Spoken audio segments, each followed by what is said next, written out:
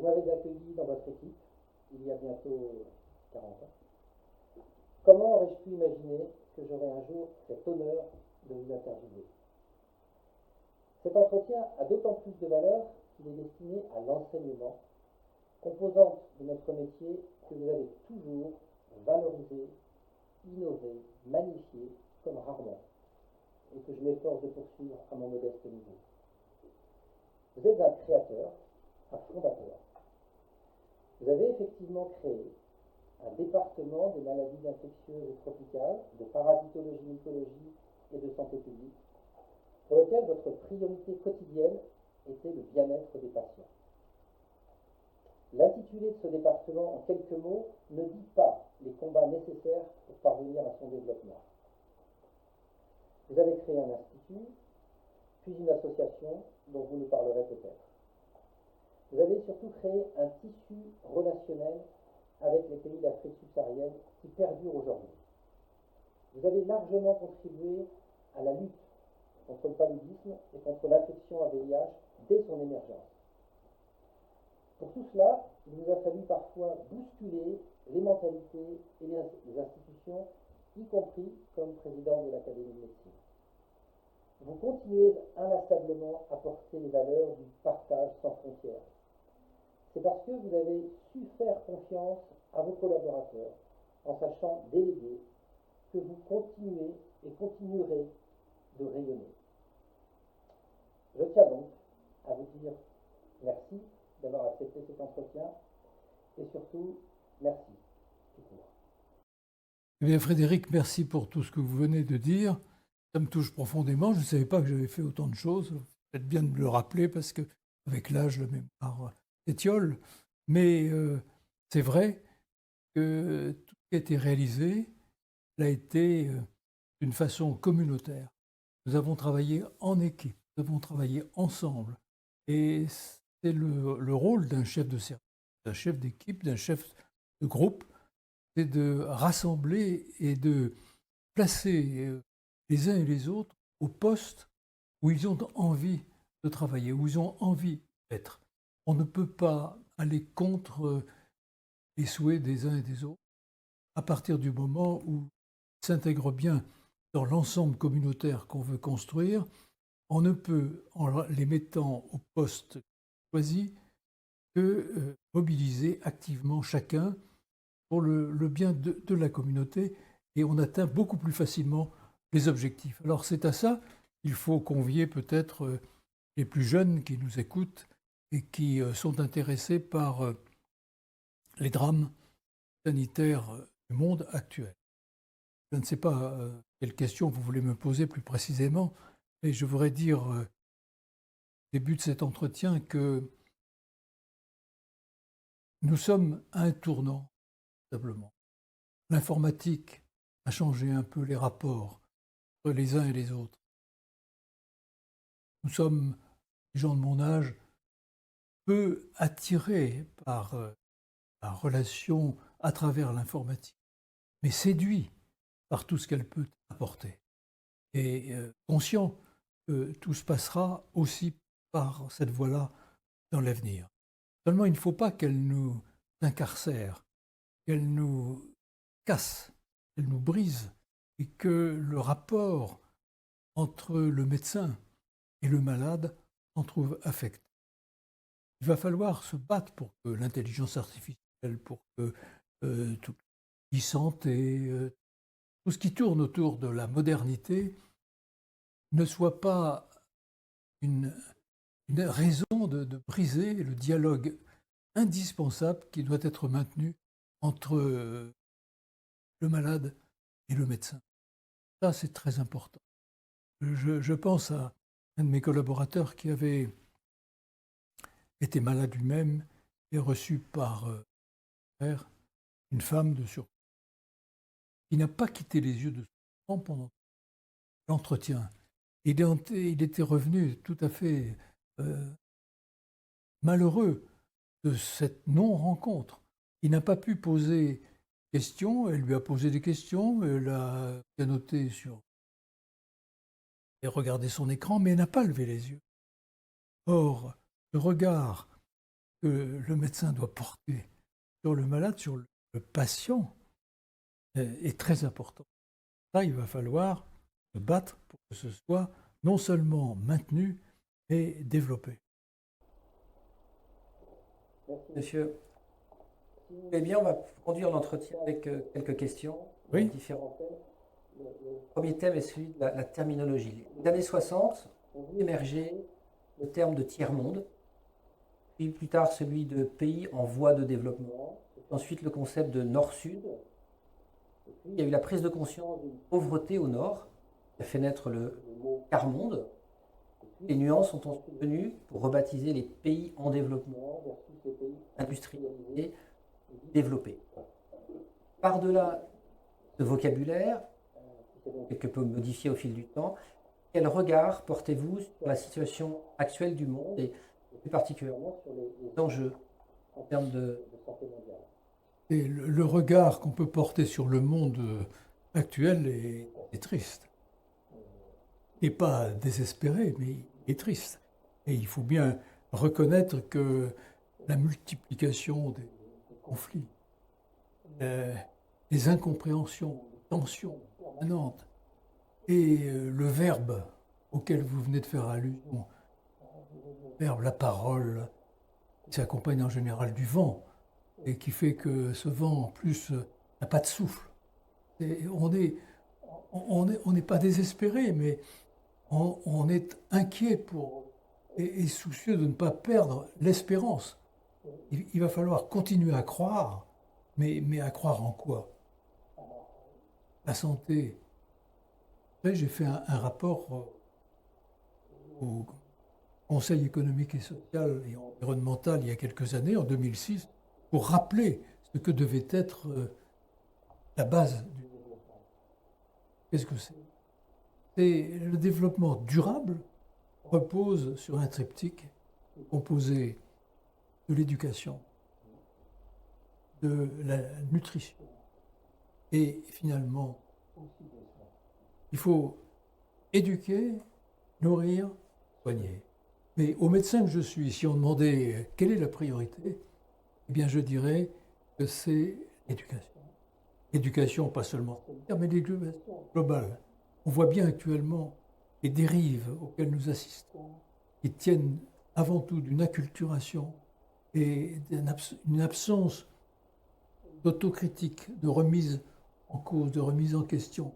Il faut que les gens, pauvres ou riches, deviennent massivement intelligents. Quand ils seront massivement intelligents, on pourra faire passer tous les messages. Bien sûr, il faut aussi nourrir. Parce que si vous envoyez à l'école des gens qui n'ont rien dans le ventre, c'est pas bon. C'est pas durable, en tout cas. C'est pas supportable. Et si finalement vous les nourrissez, vous les éduquez, ils comprendront quel est le type de soins qu'il faut leur accorder. Là, je crois qu'il est très important qu'on insiste sur une notion, c'est le droit à la santé. Tout le monde a droit à la santé.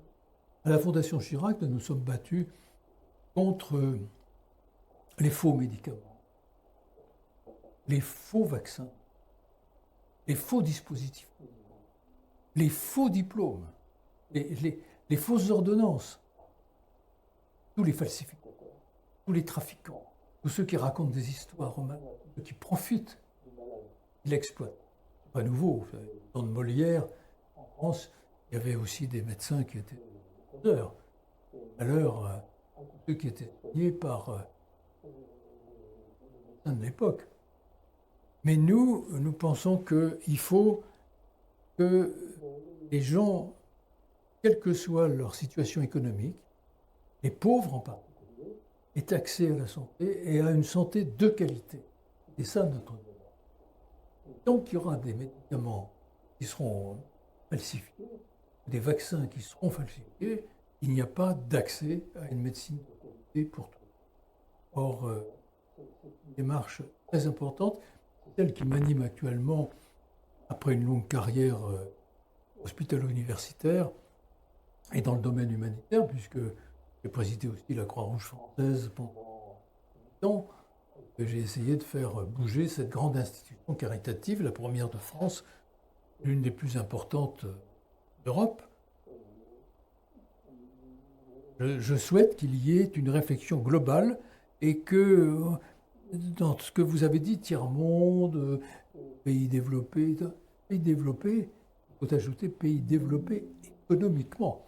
Si vous dites pays développés, pour moi, le Mali, intellectuellement, est un pays développé. J'ai beaucoup d'élèves ou d'amis qui sont des gens tout à fait développés, comme chacun d'entre nous. Mais c'est le développer économiquement est important pour la population. Il ne faut pas dire développer. Et il y a un terme que vous n'avez pas utilisé, contre lequel je me suis battu souvent. Je n'aimais pas qu'on parle de médecine occidentale. Vous voyez. La médecine occidentale, ça n'existe pas. C'est la médecine scientifique du moment, perfectible. Mais la médecine scientifique, la médecine scientifique, elle est pour tous.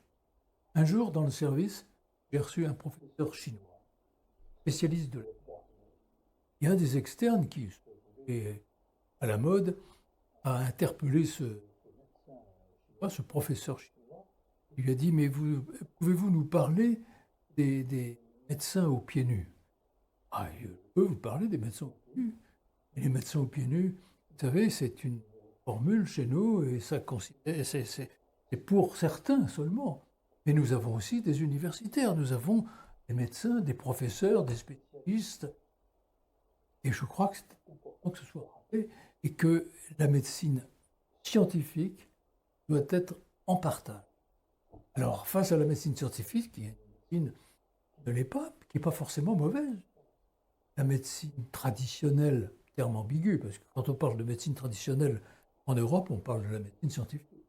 Mais la médecine traditionnelle, la médecine dite des sages, la médecine douce, etc., elle a beaucoup de qualités, à condition qu'on l'oriente là où elle doit aller, c'est-à-dire vers ceux qui n'ont pas accès aux médicaments. En Afrique, quand j'étais médecin côté de Gao, Thessalie et Kidal, une zone qui fait beaucoup parler d'elle actuellement, hélas, je faisais des tournées et il y avait des méningites cérébrospinales en grand nombre, épidémies, méningites cérébrospinales. Et je voyais les chefs de village qui mettaient sur la tête des enfants atteints de méningite un emplâtre fait de crottin de chameau et de sang séché. Pourquoi fais-tu ça? Je me dis parce que je suis le responsable, que je n'ai rien d'autre à donner. Et là, j'ai appris que c'était ça la sagesse et que ça devait être respecté. Donc la médecine traditionnelle, il ne faut pas la bannir, il faut l'accepter quand on n'a rien d'autre à proposer. Mais quand on dit la médecine traditionnelle pour les pauvres, la médecine scientifique pour les riches, non. Quand l'Organisation mondiale de la santé a, en 1978, à Alma-Ata, qui était encore en URSS, proposé la déclaration d'Alma-Ata, en disant il faut, je résume, mais un peu pour tous, plutôt que tout pour quelques-uns.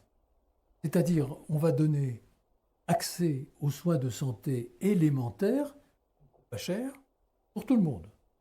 Les soins de santé secondaires, ceux des dispensaires, etc., ça coûte déjà de l'argent. Il va falloir qu'il y ait des agents spécialisés dedans. Mais surtout, en troisième lieu, les soins de santé tertiaires, l'hôpital, ça coûte trop cher. On n'en veut pas. 1978, Eric.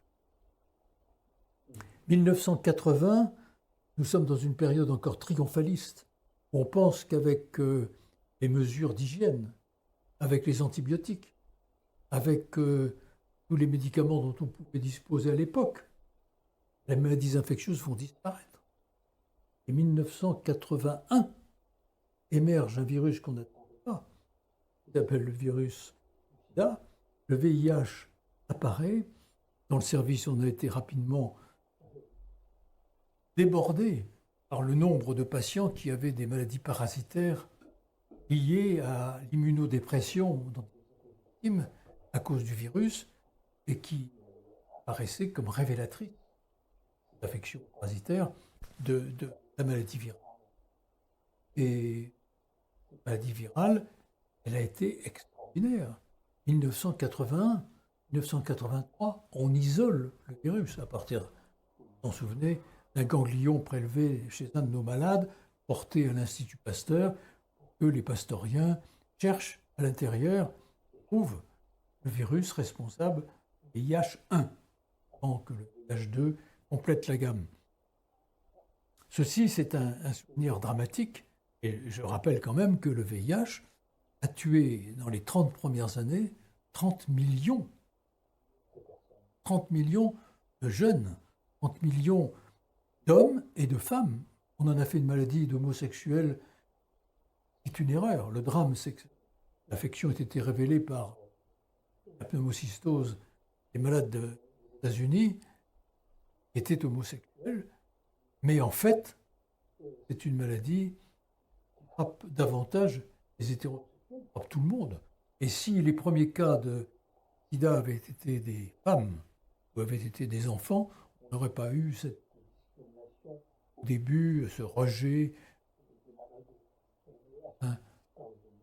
Je dis tout cela parce que la réémergence ou l'émergence nouvelle de maladies infectieuses était inattendue, a été choquante pour nous.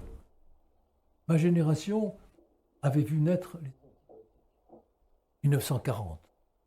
Jean Bernard, un grand poète, disait plus de progrès en 40 ans qu'en 40 siècles.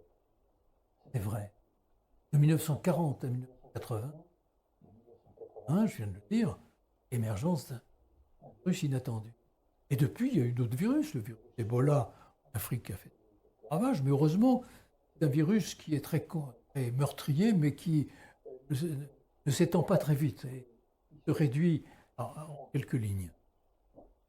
Il y a eu brusquement ce que chacun attendait, ce que les épidémiologistes espéraient, je mets des guillemets, l'arrivée d'une nouvelle vague épidémique grippale. Alors ça, ils attendaient ça depuis des décennies. Depuis la grippe espagnole qui a suivi la guerre de 14-18, ils attendaient ce renouveau. Or, la Covid-19 commence à s'effacer, à diminuer, et qui va d'épidémie devenir une endémie avec laquelle il va falloir vivre, tout simplement, apprendre à vivre, simplement, et se démasquer, et arrêter la distanciation, refaire une société fraternelle, sans masque et sans distance. Donc, tout ça nous oblige à une réflexion globale et nous contraint aussi à dépasser le monde et à faire qu'il y ait une prise de conscience de l'importance des échanges. Autrefois, vous vous en souvenez, on parlait de la pathologie du Nord, de la pathologie du Sud, après avoir parlé d'Est et d'Ouest. On a parlé des rapports Sud, des rapports Nord-Sud, des rapports... Le Nord, c'était les maladies de la surcharge, les maladies de la dégénérescence, la maladie du vieillissement, la maladie des accidents de la voie publique, la maladie de la désespérance, les gens qui se suicidaient, on ne savait pas pourquoi, on ne comprenait pas. Les petits manteaux, les grands manteaux. Et puis le Sud, au contraire, c'était les maladies infectieuses, les maladies spécifiques du monde tropical, la trachome, l'ensemble des filarios, la bilharzio, etc. La maladie du sommeil, le paludisme, la maladie qui tue. Il y avait tout ça. Puis il n'y avait pas beaucoup de maladies de la dégénérescence parce que les gens ne vivaient pas suffisamment longtemps pour être atteints par les maladies de l'âge mûr, troisième âge, quatrième. Et il y avait des accidents de la voie publique quand même. Et il y en a de plus en plus, parce qu'il y a de plus en plus de voitures, avec un parc de voitures que vous avez connu en Afrique, comme vous l'avez connu au Laos, ou au Proche-Orient, au lointain Orient. Mais c'était pas la priorité à l'époque. Et cependant, c'était dramatique qu'il n'y avait personne. chirurgie n'est pas à la hauteur. De façon générale, on peut dire que oui, la grande oubliée des ODM a eu un versant chirurgical, n'a pas appelé l'attention dans les pays pauvres sur les carences. On meurt dans un pays pauvre d'une appendicite, ou on meurt d'une hernie étranglée, on meurt d'une hydrocèle, on meurt alors qu'un geste simple qui serait enseigné dans les écoles de médecine permettrait, comme le fait actuellement un collègue nigérien, Niamey, a fait en sorte que les médecins sortants aient une formation, comme l'avaient autrefois les médecins militaires outre-mer, et une formation aux gestes élémentaires. Je dis tout ça dans le désordre, mais cette opposition entre la médecine du Nord et la médecine du Sud, avec les médecines de surcharge, les maladies de surcharge au Nord et pas au Sud, est en voie éclate. Actuellement, il y a des médecines, des maladies infectieuses au Nord, neuf et cosmopolite. Mais il y a aussi au Sud des maladies de surcharge. Le diabète occupe une place considérable, qu'on sous-estime actuellement. Les maladies qui étaient transmissibles par voie vectorielle, non par des moustiques, sont importantes encore, mais elles sont complétées malheureusement par des maladies non transmissibles. Terme ambigu, car quand on dit maladie non transmissible, on dit mais alors prenons l'exemple de la drépanocytose. Une maladie non transmissible, elle est classée dans les maladies non. Or c'est une maladie transmissible, mais une maladie transmissible par voie génétique. Ça, oui, il y a des nuances, c'est pas aussi facile que ça. Et c'est cet ensemble pathologique. Et puis, dans le monde, on a malheureusement appris. Il y a beaucoup de suicides. Dakar, les jeunes, pendant une chloroquine. Et il y a des suicides. C'est une pathologie qui est tue. On n'en parle pas. Pas assez. Beaucoup de jeunes sont mal à l'aise. On a une image des pays du Sud souriante, ensoleillée, on arrive à se nourrir. Et quand on traverse les rues de Conakry, moi, quand je suis pris dans un embouteillage, je regarde tous les jeunes qui portent des voitures pour essayer de vendre et de quoi à récolter l'euro de survie pour la journée, pour les 2 jours qui viennent. Vous pouvez ne pas voir, mais si vous avez encore la vertu de regarder et la possibilité de voir les choses, alors là, vous ne pouvez pas vivre tranquille. Ceux qui vont faire du tourisme, tant mieux pour ceux. Mais ça me paraît difficile s'occuper de cela avant de regarder ce qui se passe dans la rue. Et dans la rue, c'est la vie, c'est la mort, c'est la santé, et c'est pas irréaliste. Vous pouvez rester dans une voiture, traverser une ville, une capitale, et vous avez une idée de ce qui se passe.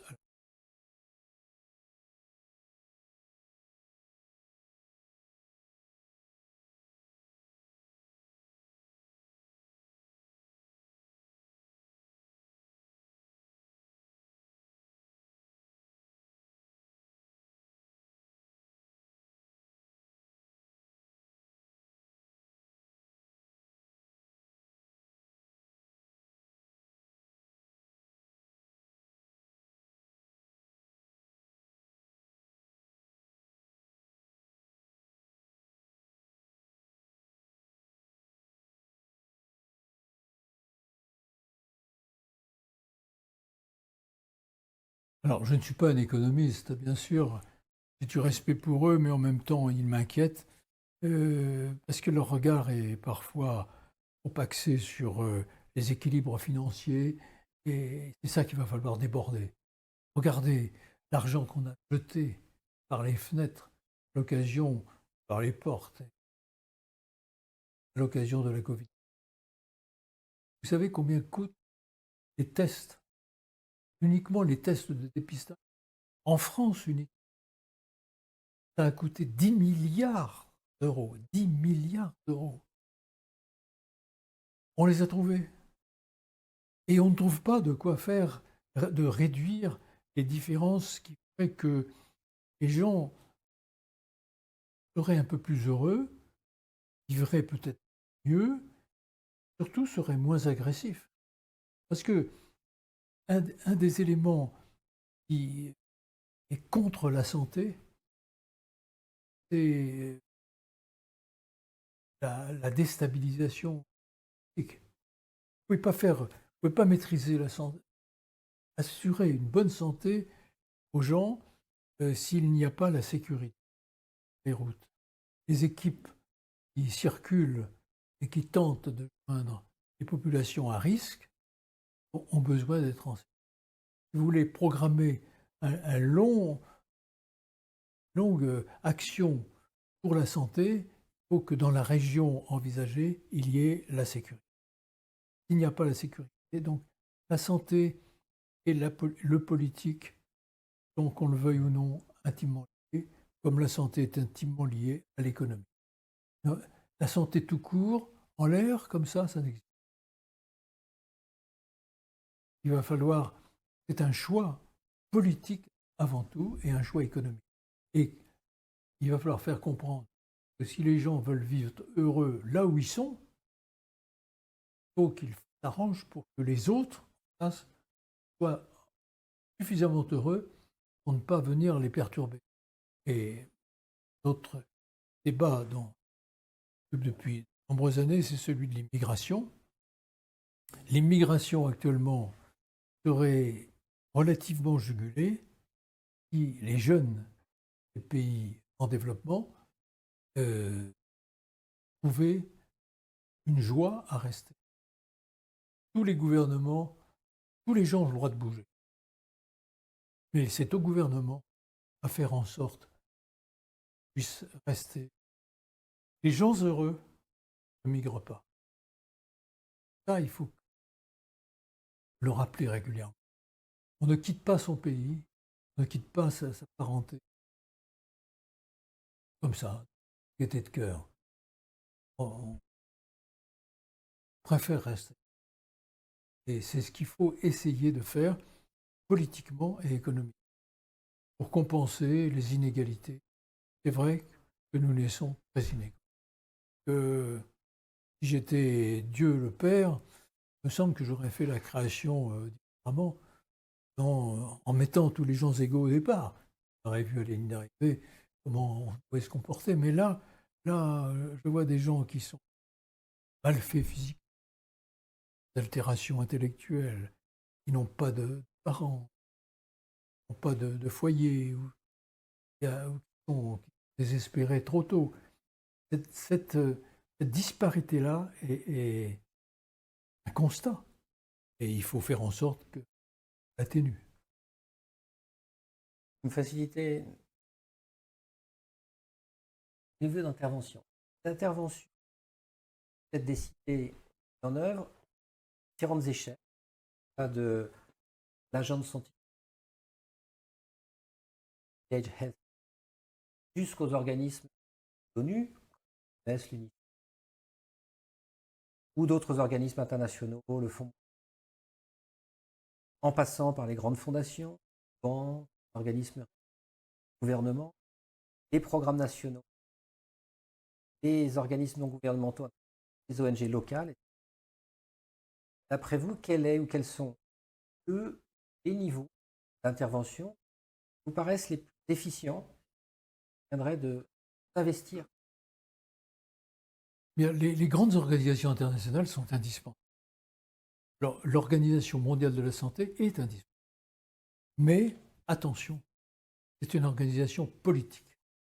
Je me souviens avoir été délégué par le gouvernement français pour faire partie d'une assemblée mondiale qui se tient à Genève chaque année. Et je me trouvais à côté de Cambodgiens. Je ne sais plus en quelle année c'était. Et après 1900,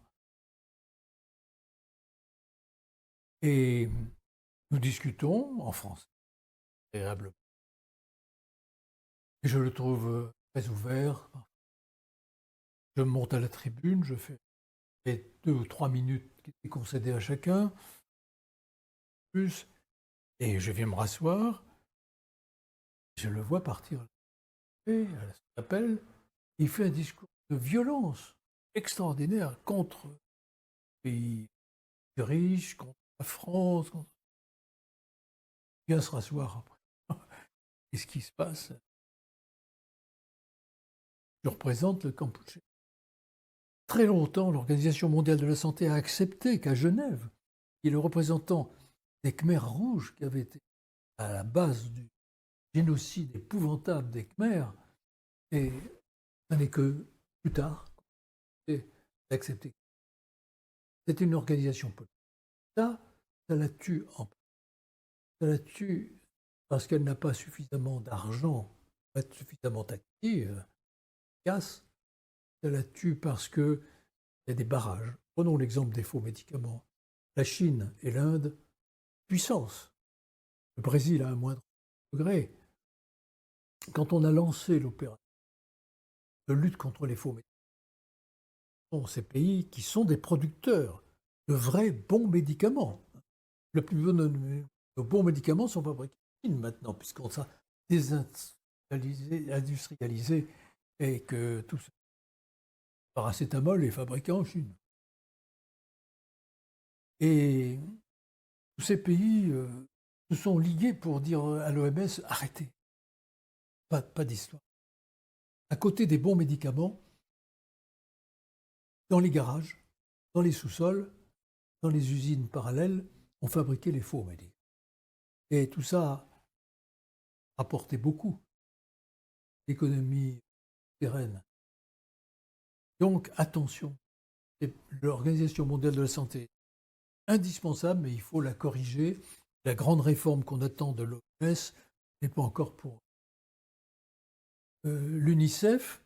Longtemps, l'UNICEF, c'était le bureau aux États-Unis, et l'argent qu'on récoltait en France pour l'UNICEF partait aux États-Unis, qui nous le renvoyaient après, au fur et à mesure des décisions qui étaient prises à distance. Elles sont parfois donc loin du terrain d'exécution. Elles sont trop éloignées. Il y a trop de fonctionnaires en poste à Genève pour l'OMS, par exemple, ou ailleurs aux États-Unis pour l'UNICEF. Et heureusement, l'UNICEF a corrigé un peu ce tir, et maintenant, l'UNICEF France a une liberté d'action plus grande qu'autre. Quand vous parlez le Fonds mondial, il y a un Gavi pour les vaccins. C'est très respectable, et nous avons, enfin, des proches du président Jacques Chirac à ce moment-là, pour les problèmes de santé, et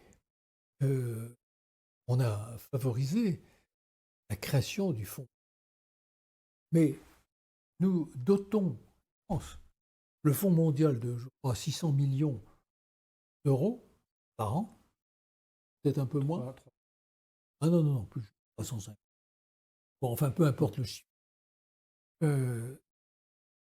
C'est pas de l'argent nouveau, c'est de l'argent qu'on a pris sur le bilatéral, qui autrefois était un rapport direct et plus facile à mettre en place et à contrôler.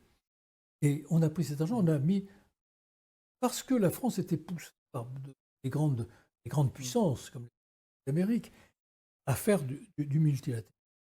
Mais les mêmes qui nous poussaient à faire du multilatéral dans le Fonds mondial, dans Gavi, d'autres, en United, c'est de l'argent français qui passait ailleurs.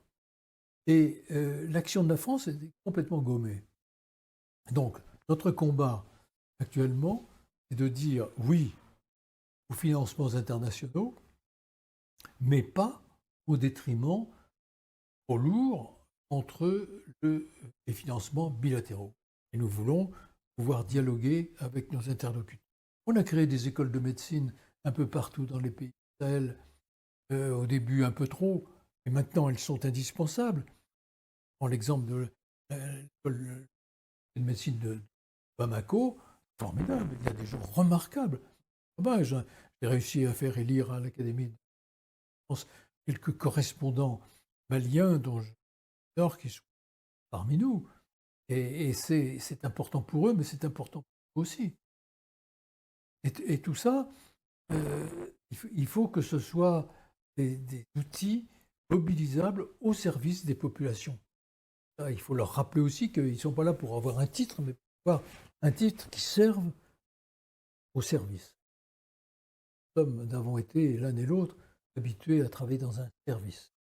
Et quand j'étais chef de service à la Pitié-Salpêtrière, je rappelais souvent que nous étions au service des malades, au service des familles, et que c'était ça qui faisait l'honneur de notre métier. Bon, alors on s'écarte un peu de votre question, mais je pense qu'il faut rappeler que les organismes internationaux, indispensables, ne doivent pas perdre l'idée du terrain, que les gens de terrain, indispensables, il n'y en a pas assez. Alors précisément, ce sera ma dernière question, et ça me revient justement à ce que vous avez cité. Après une vie totalement consacrée à la santé mondiale, et particulièrement dédiée à la défense des plus démunis et au service des plus démunis, vos messages sont pour nous inestimables. Ces messages que vous pourriez nous délivrer ici seront partagés par divers acteurs de santé, tous métiers confondus, et pratiqués sous toutes les latitudes.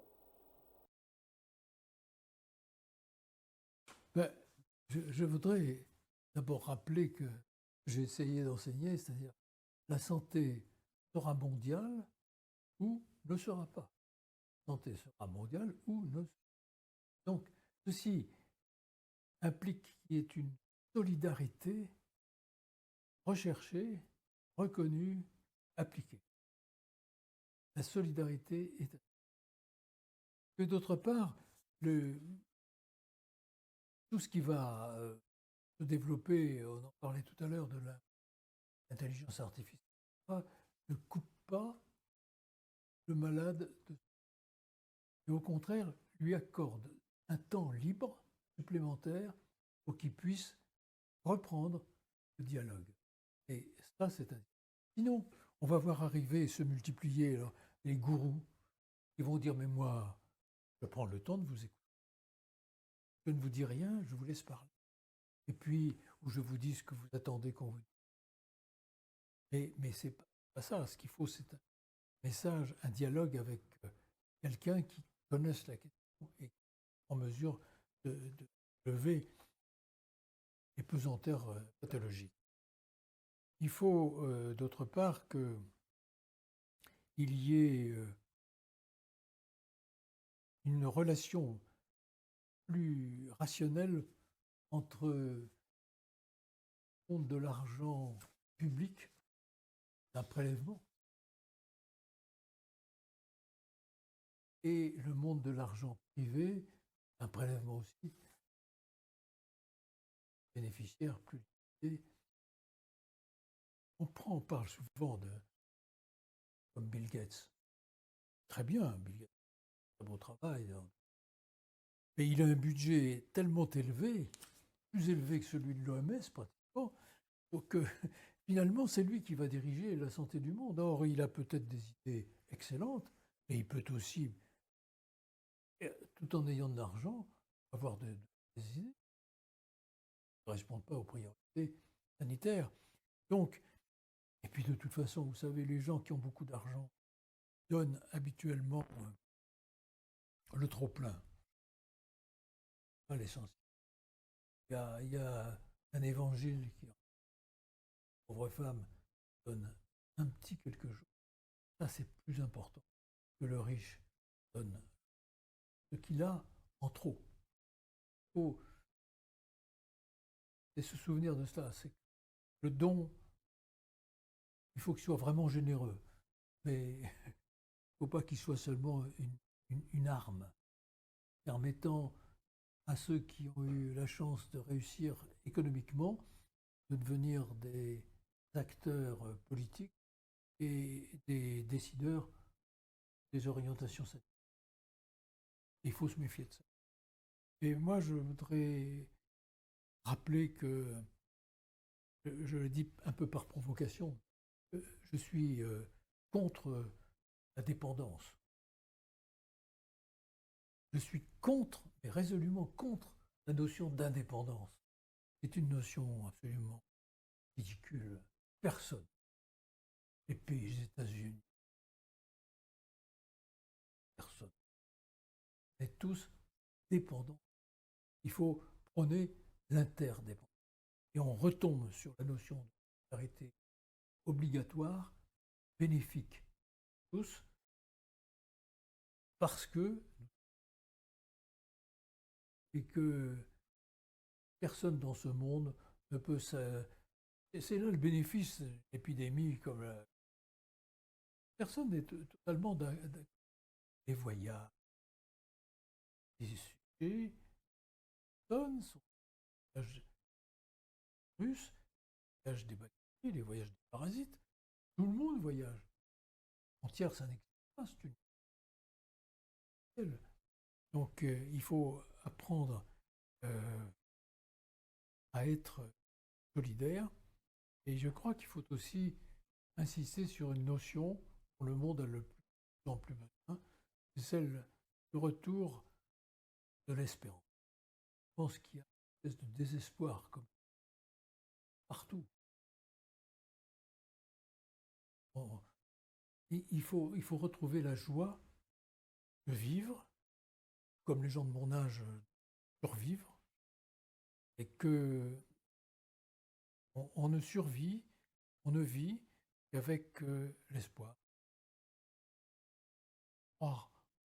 Croire que, au fond, on n'est peut-être pas sûr d'être mortel dans les médias, mais qu'on se dirige plus ou moins vers conquête de l'immortalité.